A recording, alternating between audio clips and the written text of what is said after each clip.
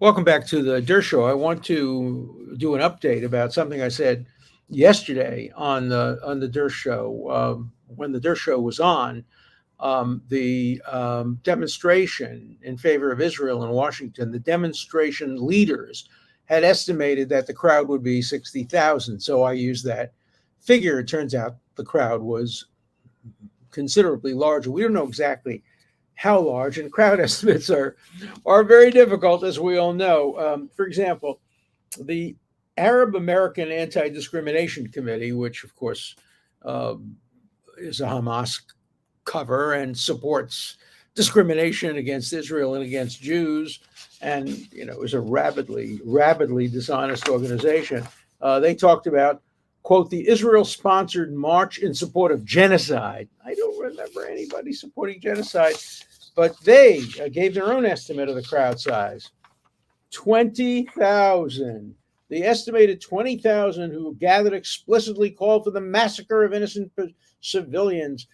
It's just total incomplete and utter nonsense. But that's the Arab Anti-Discrimination League. They base their name on the Anti-Defamation League, but the difference is the Anti-Defamation League has credibility and people believe it. This group has no credibility whatsoever. So there weren't 20,000 people. Were there 300,000 people? Estimates vary. I've seen estimates of 290, 200, 150. It was a large crowd, much bigger than the 60 that were anticipated. The 60, by the way, were based on the request done by the organizers for a permit. And they said their estimate is that they'll get 60,000 people. They got more. Now, some people tried to come but couldn't come because bus drivers refused to take Jews to a pro-Israel rally, and in clear violation of anti-discrimination laws. And I hope that they'll be proceeded against. But on balance, I think the demonstration was a success. You know my view of demonstrations. I just, maybe because I'm a professor and somebody who reads and writes books, I just don't like slogans. I don't like whether it's Palestine will be free from the river to the sea, or pro-Israel slogans. I mean, they're okay, but they're not going to persuade anybody. Maybe nobody's going to persuade anybody. That's part of the problem. There are so many closed minds, and anybody who does not understand this as pure, basic Jew hatred really has to get their heads examined. There's no justification. Let me get to a perfect example that comes from the Wall Street Journal, who did the right thing. They had an editorial yesterday in the Wall Street Journal that was brilliant. It's called "The Battle for Al-Shifa Hospital." Remember, that's the hospital that Israel knew, and American intelligence confirmed it was basically a command center. They were hiding their guns in the machines that are used to diagnose patients, and they were hiding their fighters, and and Israel went in, and there were all kind of videotapes showing what the hospital was being used for, and it was an entirely legitimate military target. But you wouldn't know that from listening to CNN. You wouldn't know that from reading the New York Times. You wouldn't know that from listening to the Secretary General of the UN, or Doctors Without Borders, or Amnesty International, or Human Rights Watch.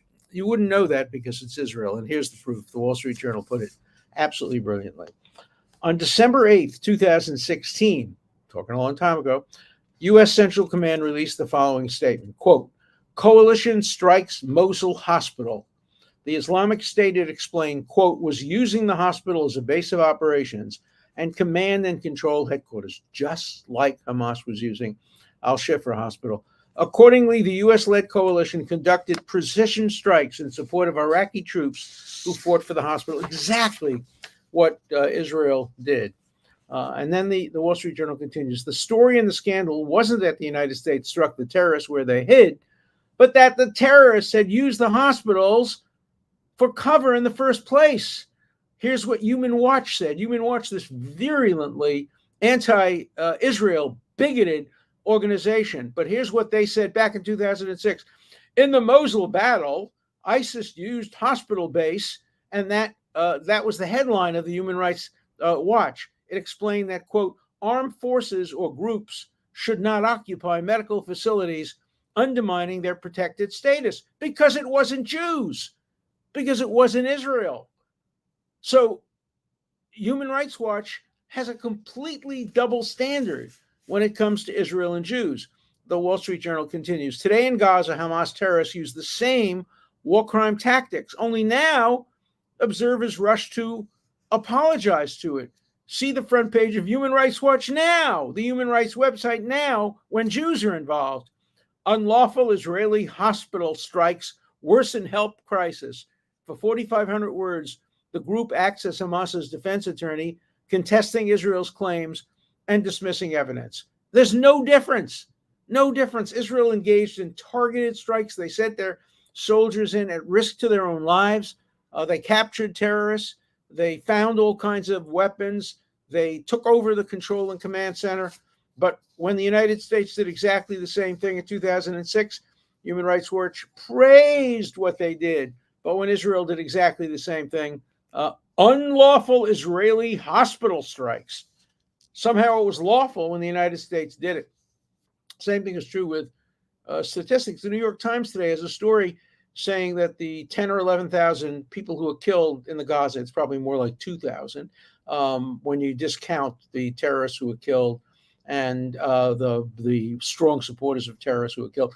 They say it was the worst air toll in any battle, any airstrike battle in this century. No, it wasn't even close. In Iraq, it was between 270 and 330. You know what that is a multiple of? Civilians killed. What about in Afghanistan? Over 75,000 civilians killed. So even if the Hamas figures were correct of 10,000, it doesn't even compare. But the New York Times says, not in its editorial, in its news reporting, that this is the largest civilian toll in this century. Syria, the toll was much greater. And so what we're seeing is lies from the newspaper of record, the New York Times. We'll see whether they correct the record, because I'm sure that there will be people complaining about it. In the 2008-9 war, I'm continuing with the Wall Street Journal, Hamas leaders hid in a bunker under the hospital. The New York Times wrote that Hamas operated openly in the halls. In the 2004 war, the Washington Post reported that Shifra was a Hamas de facto headquarters. Amnesty International, again, another virulently anti-Israel and anti-Semitic organization. Don't contribute a penny to them.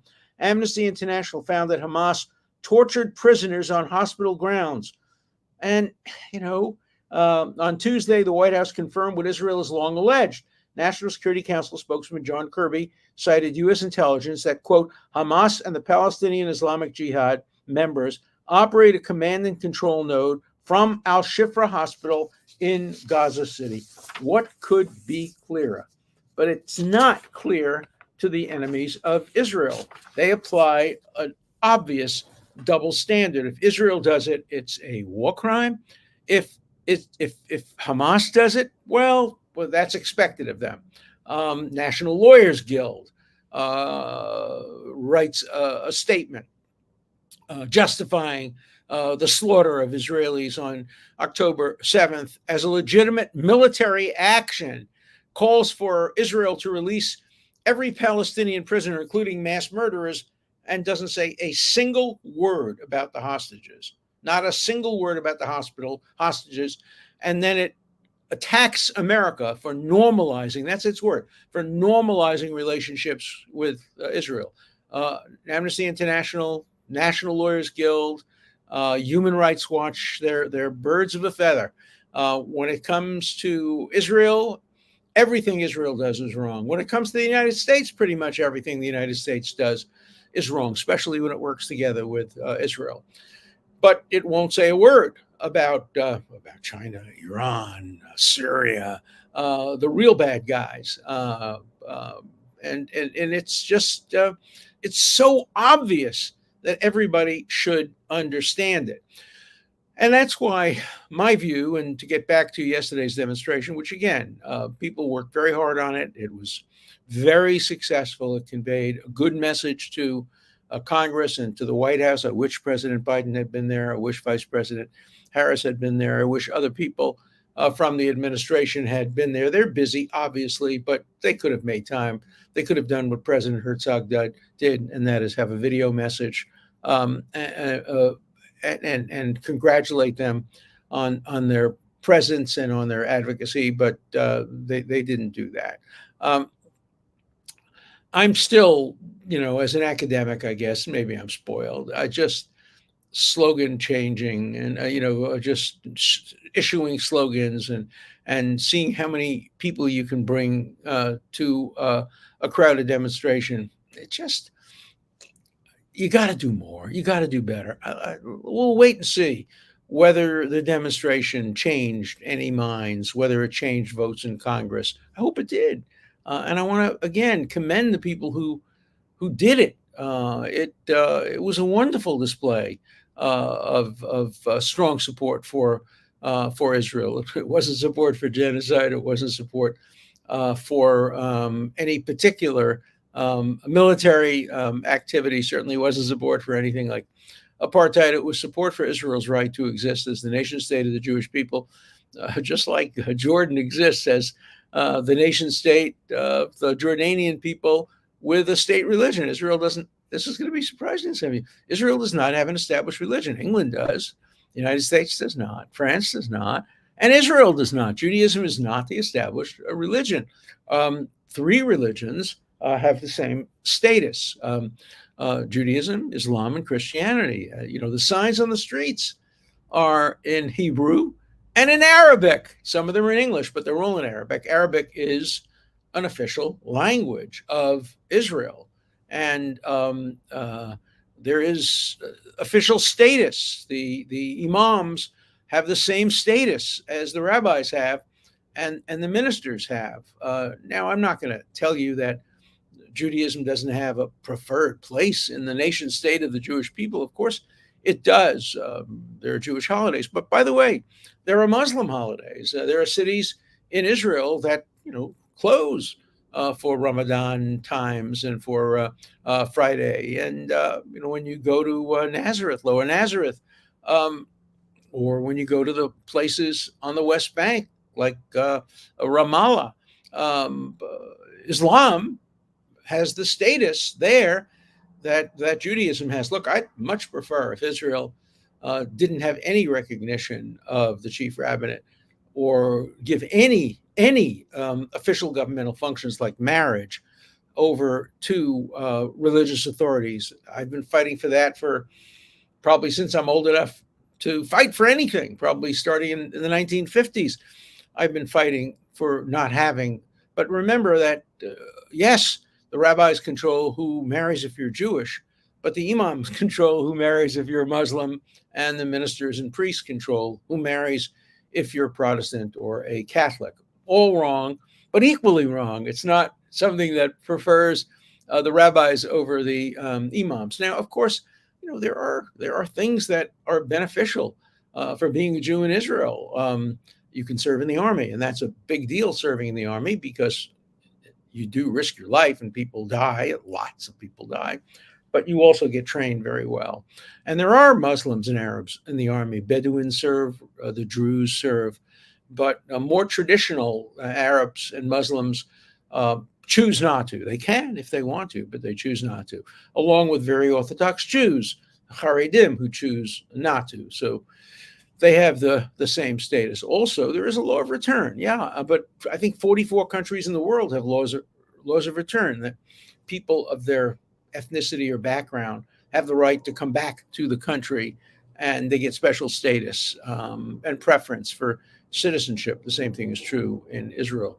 The law of return was established because no country in the world would take Jews during the Holocaust, including the United States under President Roosevelt, including Canada, which was the worst of all, and one of the first reactions to the refusal of countries around the world. They could have saved probably 5 million of the 6 million if Jews could have gone to Iceland, if Jews could have gone to Greenland, if Jews could have gone to islands in the Caribbean, anywhere, but no country would take them, and so they were killed. They were murdered. Judenrein. Europe had to be free of Jews, and the only way to get them free, because no country would take them, was to murder them. And so it's understandable that the first law that Israel would pass when it was established as a state, the first law was actually the second law. The first law hasn't worked. It was to create a constitution. Hey, whatever happened to that one? It's 75 years. Israel still doesn't have a constitution. It may get one after this. There's some movement in that direction. But you can understand why an early law would have been the law of return, saying no Jew will ever be turned down by Israel. But of course, Jews are turned down.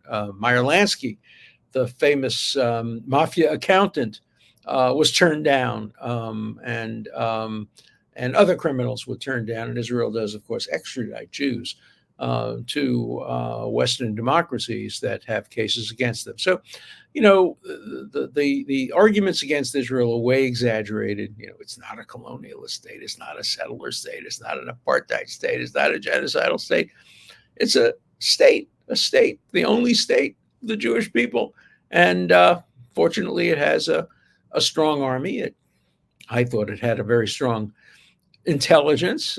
We have seen events that have raised some doubts about that. I still think the intelligence is very strong and the army is very strong, but they really, really, really messed up on October 7th. And we'll hear more about that. Believe me, Israelis don't forget.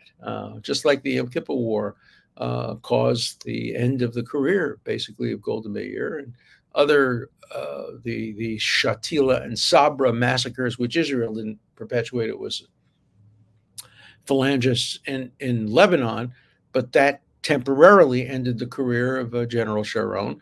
And I think we're going to see a real reckoning for how the events of October 7th could have unfolded, not just how Israel could have missed all the clues that Hamas was planning something big. They were apparently doing it pretty much in the open with replica towns looking like the towns they were going to invade and the kibbutzim they were going to invade.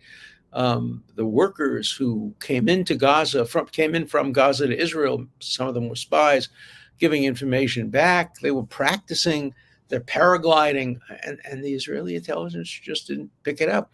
But that's not the greatest failing of all. The greatest failing of all was once they penetrated the fence and started murdering people, how long it took the Israeli army to get down there. It shouldn't have taken more than 10 minutes, and it took hours. And, there were people, there was a former general, who got into his private car with a pistol and got there faster than the army and saved members of his family. So there'll be a reckoning, there'll be an accounting, and the Israeli public will point fingers, and we'll see what the reaction to that is. But right now, Israel is united. The vast majority of Jews in America and around the world are united. And I'm not talking about phony organizations like Jewish Voice for Peace, which isn't Jewish. It's a beard. They use Jewish in order to say, see, we're Jewish and we think Israel is an apartheid genocidal state that ought to be abolished. So it must be true because we're Jewish. No, we're not. And even if you were, it wouldn't make a difference. That doesn't make the argument any stronger. But, you must continue, Israel must continue to make its case. It's making its case today, as we speak. It's putting on television, some of the stations are carrying it, some less so, the videotapes, which are very powerful. The videotapes taken in the hospital, and by the way, very few people were killed in the hospital. It was exactly what the United States had called for. You'd think the United States would congratulate Israel on what it did in the hospital. It was a surgical attack with very few people killed, the vast majority of which were Hamas fighters. And Israel has now gotten incubators for babies and generators and fuel. They're transferring patients to field hospitals. There is a ship off the coast of Gaza, a hospital ship that will soon be able to take patients from hospitals. But Israel has an absolute right under international law to attack a hospital that has violated its immunity by allowing itself to be used for a commander base and for rockets. And don't believe for 1 second that the doctors, the hospital people didn't know it. How do you not know it? I mean, this has been evident for years now that Hamas uses hospitals as command centers. And the United States has finally acknowledged that through its own intelligence sources. And Israel did the right thing. Instead of bombing it from the air, they obviously had to do some bombing to clear the way, but they send in soldiers who risked their own lives and took prisoners and interrogated some of the prisoners. And I hope they took as people to interrogate some of the doctors. Some of the doctors are Hamas co-conspirators and complicitous. Yeah, they may be doctors, they may be administering to patients, but so is Dr. Mengele, a doctor. Being a doctor doesn't immunize you from being prosecuted if you're in fact essentially a Hamas, a terrorist, a Hamas fighter, somebody who is allowing Hamas to use the facilities of the hospital to kill Jews. And remember what happened right after the October 7th massacres. Where do you think these people came? They went to the hospital, not for treatment, to hide in the tunnels, in the basements. Apparently, there are 7 levels of terrorist activities underneath the hospital. And I'm sure the same thing is true at other hospitals. And I know the same thing is true in Iran. Iran is now hiding its nuclear facilities beneath hospitals, beneath kindergartens. The world has to do something about that. You can't let the terrorists win by using human shields. As far as I know, the International Criminal Court has never prosecuted anybody for using civilians, babies, children as human shields. What happens is they prosecute the people who attack the command centers, which they're entitled to do under international law. A hospital is immune from being attacked as long as it is predominantly a hospital. But once that hospital allows itself to be taken over by terrorists, to be used as a command base, it loses its status as an exempt or immune from military attack. And it can be attacked along with anything else, just like mosques can be attacked and schools. The attacker has to take all reasonable precautions. But reasonable precautions doesn't mean you continue to allow the hospital to be used. Otherwise, terrorists win. Terrorists win every time if you allow them to use these civilian shields in the civilian centers. So this war is going to change, I think, the application of the law. The law has been clear from the beginning. Once you use a civilian facility as a place of hiding combatants or hiding weapons, it loses its status as civilian and it becomes a military target. But I think it will change the perception of the law and maybe the way international courts handle that. I had one suggestion, but it's obviously unrealistic, that Israel should have sought a declaratory judgment, an advanced judgment, saying, look, here are the facts. We know that Hamas is using these hospitals. What should we do? What should we do? We just allow them to continue to send rockets and kill Israelis? No, you can't do that. Don't tell us to do that. What should they do? The United States answer was surgical strikes. That's exactly what Israel did last night, and what it's continuing to do today, and what it will continue to do. Israel is going about it in exactly the right way. It's clearing out the north of Gaza from as many civilians as possible. It's giving humanitarian pauses. It's allowing, I can't imagine any army in history doing more to protect civilians than Israel. And I can't imagine any army in history being condemned more than Israel. There's something wrong when the best is called the worst and the worst is called the best. It's called bigotry. We'll hear more about that. But now let's go to some letters. I got a lot of letters, obviously, and deservedly so, about the 60,000. Again, we don't know what the numbers are, but they're a lot more than 60,000. Probably less than the largest amounts put forward by the supporters, and certainly nowhere near the 20,000 that the Arab Anti-Discrimination League put out. Okay, here's some letters. Need to take these demonstrations to college campuses. I don't agree. I don't know if you go to college campuses, the demonstrations against Israel will be 5 times the amount of the demonstrations for Israel. What you take to college campuses are lectures, slides, books, internet. Again, exchanging slogans. You don't win when you exchange slogans. You win when you exchange ideas. Maybe I'm thinking too highly of students. That's certainly possible, but that's the approach I would take. I disagree with your evaluation of the efficacy of rallies and protest marches. It's not about winning the numbers. These events build enthusiasm and commitment among like-minded people.